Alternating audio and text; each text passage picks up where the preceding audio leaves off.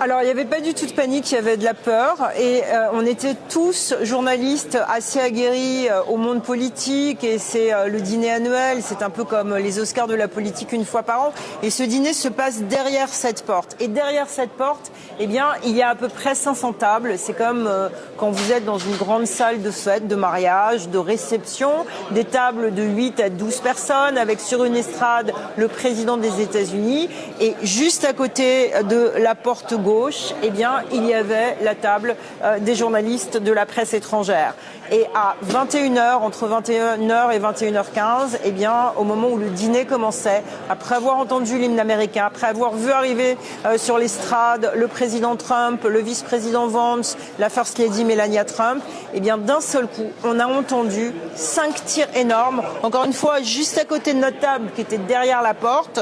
Le tireur était juste là. Là, avec Dorine Jarnias, on est revenu sur les lieux.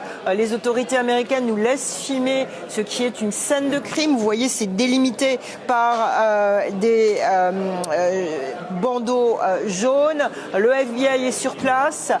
Le tireur, visiblement, est sorti d'ici. On vient à l'instant d'avoir des rideaux bleus qui ont été mis parce qu'il y a des ascenseurs derrière. Et c'est de là où le tireur est sorti.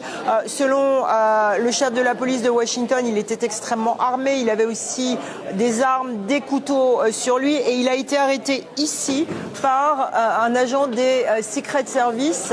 Le tireur a tiré sur cet agent des Secret Service qui a été protégé par son gilet pare-balles, qui a reçu une balle mais qui n'a pas pénétré dans son corps. La balle s'est arrêtée dans le gilet pare-balles. Et nous, eh bien, à l'intérieur de cette salle, on ne savait pas ce qui se passait.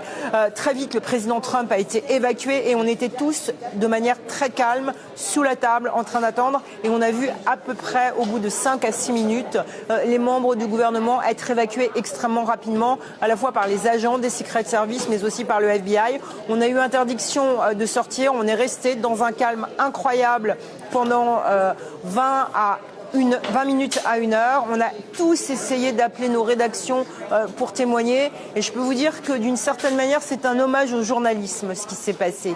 Parce qu'on était tous unis, en train tous avec nos portables de filmer pour témoigner d'un truc absolument exceptionnel, historique qui s'est passé au dîner des correspondants de la Maison-Blanche.